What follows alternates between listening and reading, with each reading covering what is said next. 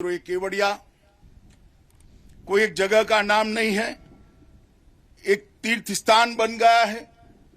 राष्ट्रीय एकात्मता का तीर्थ स्थान, राष्ट्र धर्म का तीर्थ स्थान, देशभक्ति का तीर्थ स्थल।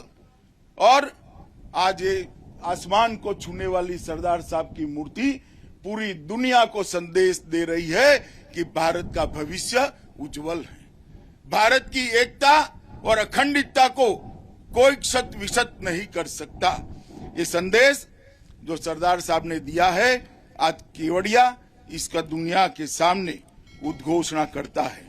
मित्रों, आज मैं आप सभी को ये कहने आया हूं कि सरदार साहब, उनका जीवन हम सब के लिए, बच्चों के लिए, युवाओं के लिए विशेषकर बहुत प्रेरणादायी। सरदार साहब ने एक गरीब किसान के घर में जन्म लेने के बाद बैरिस्टर तक की पढ़ाई कर अपनी कैरियर छोड़कर गांधी जी के आह्वान पर आजादी के आंदोलन में जुड़े। और जब देश आजाद हुआ, मैंने पहले कहा, ऐसे अनेक प्रकार के संकट देश के सामने छोड़कर गए अंग्रेज।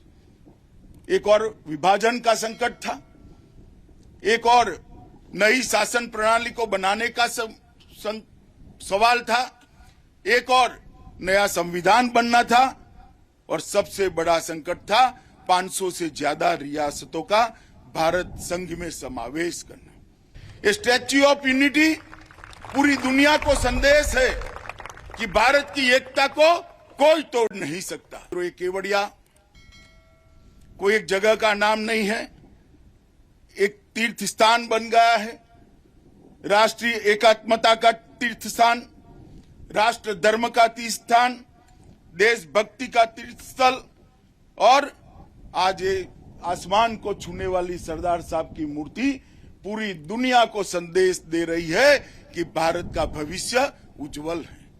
भारत की एकता और अखंडितता को कोई क्षत विक्षत नहीं कर सकता।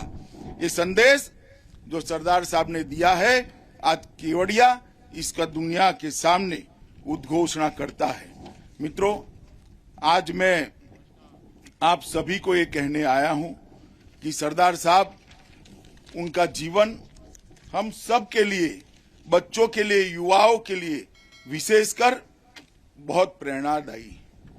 सरदार साहब ने एक गरीब किसान के घर में जन्म लेने के बाद बैरिस्टर तक की पढ़ाई कर अपनी कैरियर छोड़कर गांधी जी के आह्वान पर आजादी के आंदोलन में जुड़े। और जब देश आजाद हुआ, मैंने पहले कहा, ऐसे अनेक प्रकार के संकट देश के सामने छोड़कर गए अंग्रेज।